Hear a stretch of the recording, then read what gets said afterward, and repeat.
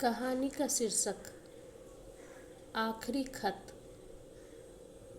Rudra gate से बाहर निकल चुका था। दिविसा पीछे से उसे जाते हुए देख रही थी। बार बार उसका दिल कह रहा था, उसे रोक लो, कहीं न जाने दो। दौड़ के उसे अपने दोनों हाथों से कसकर बांध लो। लेकिन दो चार कदम आगे बढ़ाई ही थी कि उसका पांव थम गया। दिविसा सोचने लगी कि कहीं मेरे हाथों को झिड़क दिया तो, कहीं मुझे धुतकार कर चला गया तो।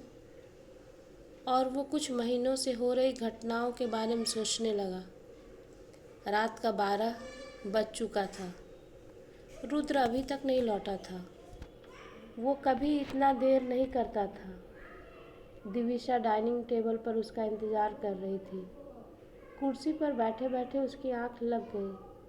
तभी दरवाज़ा खुलने की आवाज़ के साथ साथ रुद्र के कदमों की आहट सुनाई दी और वो अपनी आंखों को मलते हुए बोली, कहाँ थे इतनी देर तक? खाना लगा दूँ? रुद्र चिल्लाकर बोला, तुम्हें कोई और काम है कि नहीं? तुम्हारी अपनी ज़िंदगी है कि नहीं?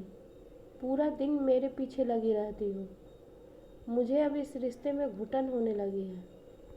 ज़िंदगी में प्राइवेसी नाम की कोई चीज़ रही ही नहीं। बस करो दिविसा, खुद भी जियो और मुझे भी जीने दो।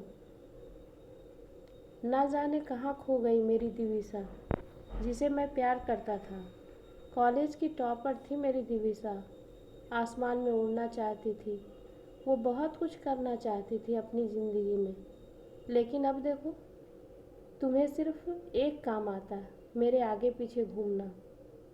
तुम अपनी इस आदत को सुधार लो। ऐसा ना हो कि मुझे इस घुटन से निकलने के लिए कोई फैसला लेना पड़े।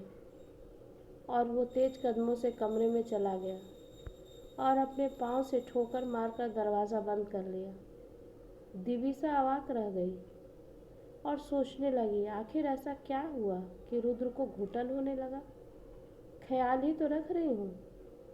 ये वही रुद्र है जो कॉलेज के दिनों में मेरे हाथ सुनने के लिए 2 साल तक मेरे आगे पीछे घूमता रहा था। इसी उधेड़-बुन में कब रात गुजर गया दिविसा को पता भी नहीं चला। सुबह रविवार का दिन था। जब दिविसा का आँख खुला तो रुद्र को अपनी 6 साल की बच्ची कुहू के साथ हंसते खेलते देखकर खुश हो गई और सोचने लगी, मैं बेकार में चिंता कर रही थी। देखा तो दोनों कितना खुश है। ज़रूर ऑफिस में कोई परेशानी होगी, इसलिए रात को रुद्र उखड़ा उखड़ा होगा। ये सोचकर दिविसा खुशी खुशी उठी और 2 कप चाय बनाकर रुद्र के पास पहुंच गई। दिविसा को देखते ही कुहू बोली, मम्मा तुम उठ गई? मैं तो कब से तुम्हें उठाना चाह रही थी, लेकिन पापा मना कर दिए। पापा बताया कि तुम देर रात तक जगी थी, इसलिए तुम्हें परेशान न करूं। फिर कुहू अपने खिलौनों के साथ खेलने में व्यस्त हो गई और हम दोनों चाय का कप अपने अपने हाथों में लिए निःशब्द बैठे बैठे चाय पीने लगे। जब चाय का कप उठाकर रसोई घर की तरफ बढ़ी तो रुद्र बोला, मेरी कई बातों पर गौर करना। कुहू अब बड़ी हो चुकी है, स्कूल जाने लगी है, अपनी इंटीरियर डिज़ाइनिंग का काम फिर से शुरू कर सकती हूँ। दिविसा मन ही मन बड़बड़ाते हुए वहाँ से उठी और बोली, तुम हो ना, मुझे काम करने की क्या ज़रूरत है? रुद्र बोला, किसने बताया कि काम सिर्फ अपनी ज़रूरत पूरा करने के लिए किया जाता है? काम अपने सपनों को पूरा करने के लिए भी करते हैं। दिविसा बोली, मैं तो कुछ और ही सोच रही थी। कुहू बड़ी हो गई है तो क्यों ना अपना परिवार पूरा कर लिया जाए। रुद्र बोला, दूसरे बच्चे के बारे में सोचना भी मत, कुहू काफ़ी है। और फिर रुद्र घर से बाहर निकल गया।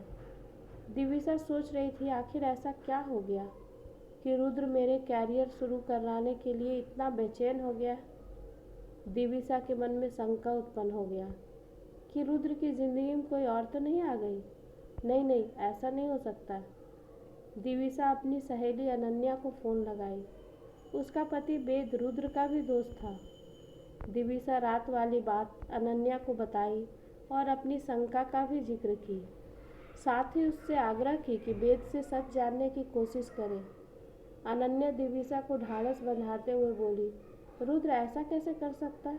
हम लोग उससे बात करेंगे। इन बातों को हुए लगभग 10 दिन बीत चुका था, लेकिन दिविसा ना तो अपना काम शुरू करने की कोशिश की और न ही उसके बारे में सोच रही थी।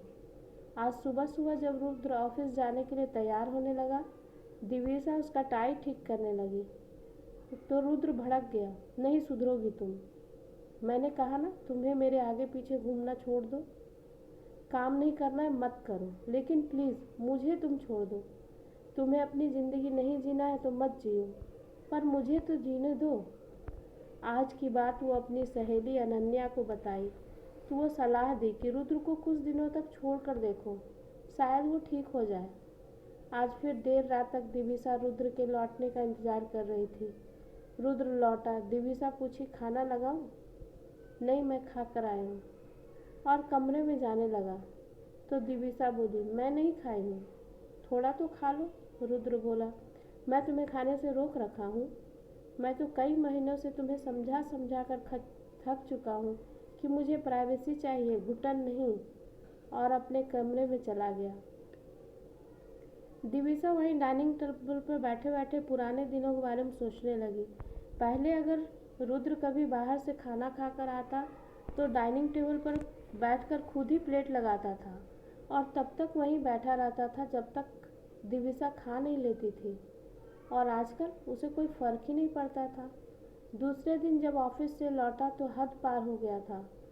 रुद्र तलाक के कागजात के साथ साथ अपनी संपत्ति का कागजात भी लिया हुआ था। दिविसा बोली, सारा कुछ हमारे नाम कर रहे हो तो तुम्हारे पास क्या बचेगा? रुद्र बोला, मुझे सिर्फ तुमसे छुटकारा चाहिए और कुछ नहीं। दिविसा गिड़गिड़ाने लगी, रुद्र ऐसा मत करो, तुम जैसा कहोगे मैं वैसा ही करूँगी, कभी किसी चीज़ के लिए तुम्हें रोकूंगी नहीं। प्लीज़ रुद्र, मुझे छोड़कर मत जाओ। तुम चाहते हो कि मैं नौकरी कर लूँ, मैं वो भी कर लूँगी, पर तुम मुझे यूँ छोड़कर मत जाओ। रुद्र सिर्फ एक शब्द बोला, दिविसा प्लीज़ ऐसा मत करो, मैं बहुत सोच समझ कर ये फैसला लिया हूँ। तभी कुहू पीछे से आकर दिविसा से लिपट गई। मम्मा, तुम अकेले बाहर क्यों खड़ी हो? उसकी आवाज़ सुनकर दिविसा अतीत से वर्तमान में आ गई। रुद्र जा चुका था। कुहू पूछी, मम्मा पापा कहाँ गए? मेरे पास उसे बताने के लिए कुछ नहीं था, बस आंखों से आंसू ढलक कर गालों पर आ चुका था। कुहू तो सिर्फ 6 साल की बच्ची है, उसे अभी इन सब बातों को क्या समझ। थोड़ी देर में वो टीवी चैनल पर अपना पसंदीदा कार्टून देखने लगी। दिविसा सोफे पर बैठे बैठे सोचने लगी, आखिर रुद्र ऐसा फैसला क्यों लिया, कहाँ गया, क्यों गया। बस एक बात की जिद, मुझे इस रिश्ते में घुटन हो रही है, मुझे प्राइवेसी चाहिए। ये कोई वजह है? रुद्र का यूँ चले जाना दिविसा के लिए एक अबूझ पहेली बनकर रह गया। रुद्र के जाने के बाद दिविसा को नौकरी की ज़रूरत आन पड़ी, इसलिए कुहू को स्कूल छोड़ने के बाद खुद अपना पुराना ऑफिस पहुंच गई। नंदिनी ऑफिस हेड के साथ साथ उसकी कॉलेज की मित्र भी थी। दोनों मिलकर बिजनेस शुरू की थी। दिविसा रुद्र के साथ शादी के बाद अपना काम छोड़कर पूरी तरह से रुद्र और घर के प्रति समर्पित होकर रहने लगी। नंदिनी दिविसा को देखते ही उत्साहित होकर चीख पड़ी, अरे दिविसा! इतने दिनों के बाद। दिविसा नंदिनी को सारी बातें बताई। नंदिनी दिविसा को ढाढ़स बंधाते हुए बोली, ये ऑफिस सिर्फ मेरा नहीं है, तुम्हारा भी है, जब से मन करे ज्वाइन कर लो। दिविसा बोली, मैं कल से आऊँ? नंदिनी बोली, कल से क्यों, आज से क्यों नहीं। फिर दोनों मिलकर हंस दिए। धीरे धीरे जिंदगी पटरी पर आने लगी। दिविसा रुद्र के बिना जीना सीखने लगी। इसमें दिविसा की सहेलियां उसे पूरा मदद की। अब दिविसा की ज़िंदगी ऑफिस और कुहू के इर्द गिर्द घूमने लगी। ऐसा नहीं था कि वो रुद्र को भुला दी थी। रुद्र को गए साल होने को था। इस दौरान न कभी रुद्र और दिविसा का आमना सामना हुआ और न ही रुद्र कभी दिविसा से संपर्क किया। कुहू को डे केयर से लेकर घर लौटी तो लेटर बॉक्स से एक सफ़ेद लिफाफा झांकता हुआ दिखा। वो आगे बढ़कर लिफाफा लेटर बॉक्स से निकालकर उसके ऊपर भेजने वाला का नाम पढ़कर उसका हाथ कँपकँपाने लगा। वो जल्दी जल्दी गेट खोली और सोफे पर बैठकर लेटर पढ़ने लगी। दिविसा, मिलने आओगी ना मुझसे? पता नीचे लिखा है, साथ में कुहू को मत लाना। बस एक पंक्ति का खत, जिसे पढ़कर वो बेचैन हो उठी। वो जल्द से जल्द लिखे पता पर पहुंच जाना चाह रही थी। बिना पल का भर का भी देर किए दिविसा कुहू को लेकर अनन्या के घर पहुंच गई। अनन्या के हाथ में पत्र पकड़ा दी। पत्र पढ़ते ही अनन्या बोली, दिविसा तुम अकेले नहीं जाओगी, बेद तुम्हारे साथ जाएगा। मैं कुहू का ध्यान रखती हूँ, तुम दोनों निकलो। दिविसा बेद के साथ लिखे पते पर जब पहुंची तो देखी कि पता एक निजी संस्था का था जहां कैंसर से ग्रसित रोगियों का इलाज होता था। रिसेप्शन पर बैठी महिला बेद और दिविसा को रुद्र के पास पहुंचा दी। रुद्र को ऐसी हालत में देखकर दिविसा को ऐसा लगा कि मानो उसके पांव के नीचे की जमीन खींच ली हो। रुद्र दिविसा के हाथों का स्पर्श करते हुए बोला, दिविसा, किसी के दूर होने और ना होने में बहुत अंतर होता है। दूर होने से लोग मजबूत होकर उभरते हैं और नहीं होने से टूटकर बिखर जाते हैं।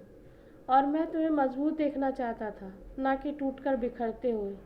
इसलिए तुम्हें अपनी बीमारी के बारे में नहीं बताया, लेकिन अंतिम समय में तुम्हें बिना देखे जा नहीं पा रहा था। तुम्हें देखकर मैं आज बहुत खुश हूँ। तुम मेरे बगैर अपना ख्याल रखने सीख गई हो। वादा करो कि तुम अपनी ज़िंदगी इसी मजबूती से जियोगी जैसे जी रही हो। कहते कहते रुद्र जा चुका था। धन्यवाद दोस्तों। अगर आपको मेरी कहानी पसंद आए तो कृपया लाइक करें और सब्सक्राइब करें।